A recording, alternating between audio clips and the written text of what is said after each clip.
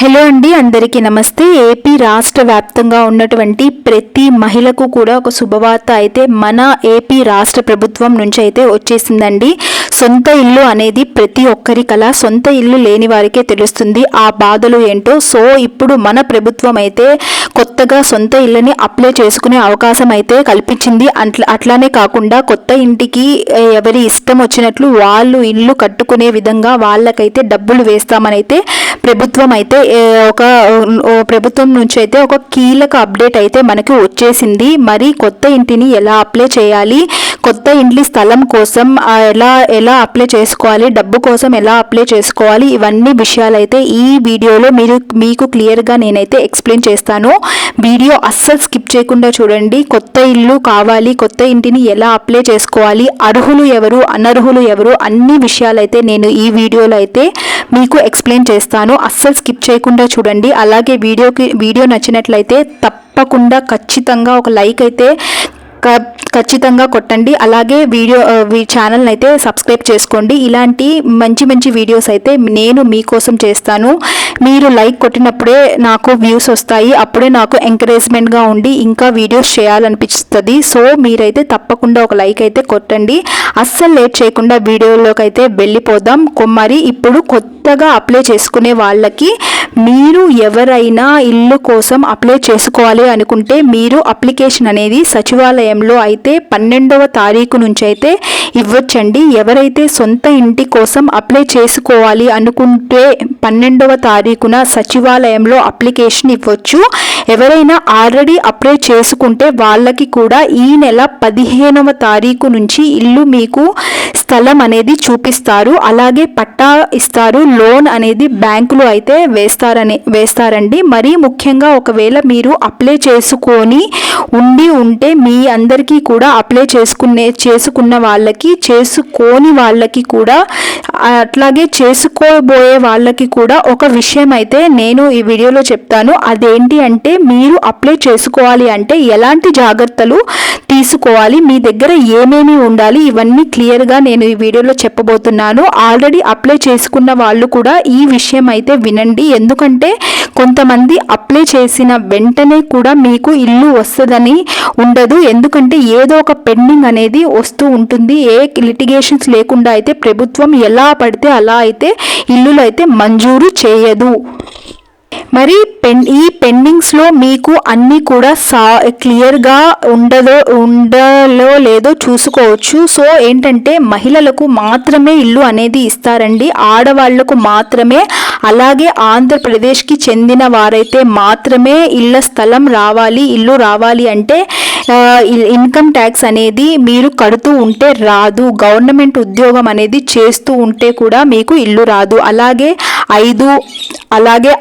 5 నుంచి 6 ఎకరాలు మీకు మాగాని గనక ఎక్కువగా ఉన్నా కూడా ఇంటి స్థలం అయితే మీకు రాదు. మీరు అనర్హుల కింద మీరైతే చేరబడతారు. అలాగే రేషన్ కార్డు అనేది ఖచ్చితంగా ఉండాలి. ఇన్కమ్ ట్యాక్స్ కూడా ఖచ్చితంగా ఉండాలి. అలాగే మీ దగ్గర బ్యాంక్ బుక్ కూడా ఉండాలి. గవర్నమెంట్ హౌస్, గవర్నమెంట్ జాబ్ చేసే వాళ్ళకి కూడా ఇవ్వరండి. ఇంకా మీరు ఈ ప్రభుత్వంలోనే కాకుండా ఏ ప్రభుత్వంలోనైనా సరే, పాత నాటి ప్రభుత్వం అయినా సరే, ప్రభుత్వంలో అంటే మనకు చంద్రబాబు నాయుడు గారు, జగన్మోహన్ రెడ్డి గారు ఆల్రెడీ ఇంతకు ముందు ఇల్లులు ఇచ్చారు కదా, వాళ్ళు కనుక ఇల్లులు ఇచ్చి మీరు కట్టుకొని కనుక ఉంటే మళ్ళీ ఇప్పుడు ఇస్తారేమో అనుకుంటే అలా అయితే ఇవ్వరు. అర్థమైందా ఆంటీ? అంటే మీకు ఇప్పటికీ ప్రభుత్వం నుంచి ఒక ఇల్లు కనుక వచ్చి ఉంటే మళ్ళీ అప్లై చేసుకుంటే మీకు ప్రభుత్వం నుంచి అయితే ఇల్లు రాదు.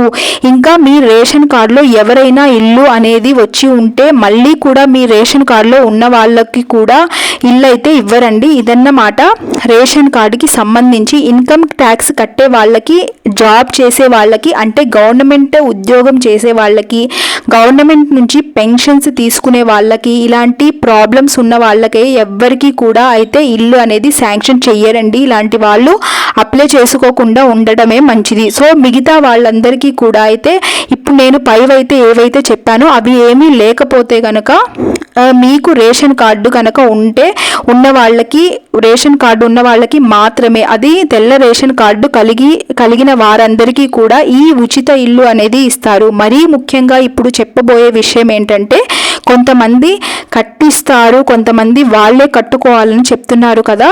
కొంతమంది ఏంటంటే వాళ్ళ దగ్గర స్తోమత లేక ఏం లేక కొంతమంది ఇబ్బంది పడతారు ఇల్లు కట్టుకోవటానికి. అలాంటి వాళ్ళకి కూడా ప్రభుత్వం అయితే ఇల్లు అయితే కట్టిస్తామని అయితే చెప్తున్నారు.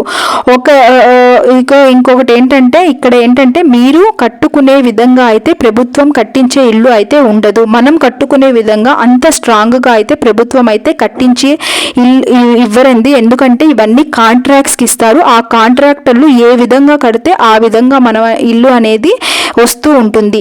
సో తర్వాత వాళ్ళు కట్టించిన తర్వాత ఇంటికి ఏదైనా ప్రాబ్లం వచ్చినా ఇల్లు ఏంటి అట్లా ఉంది ఇట్లా ఉంది అన్నా కానీ ప్రభుత్వం అయితే రెస్పాండ్ అయితే అస్సలు పట్టించుకోరు, రెస్పాండ్ కారు.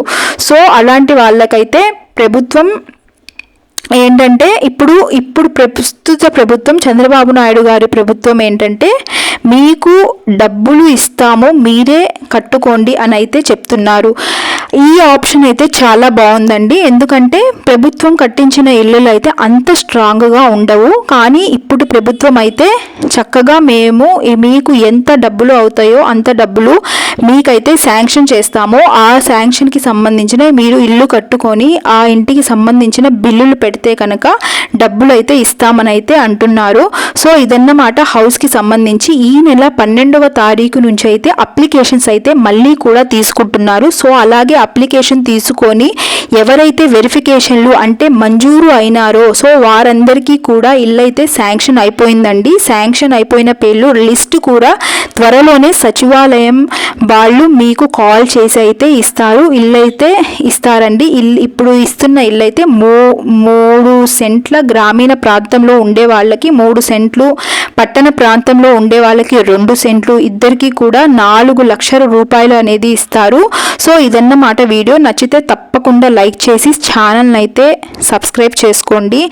మీరు లైక్ చేస్తేనే నాకు ఎంకరేజ్మెంట్గా ఉంటుంది. సో లైక్ అయితే అస్సలు మర్చిపోకండి. లైక్ అయితే ఖచ్చితంగా కొట్టెళ్ళండి. మీకు నచ్చినట్లయితే ఛానల్ని కూడా సబ్స్క్రైబ్ చేసుకోండి.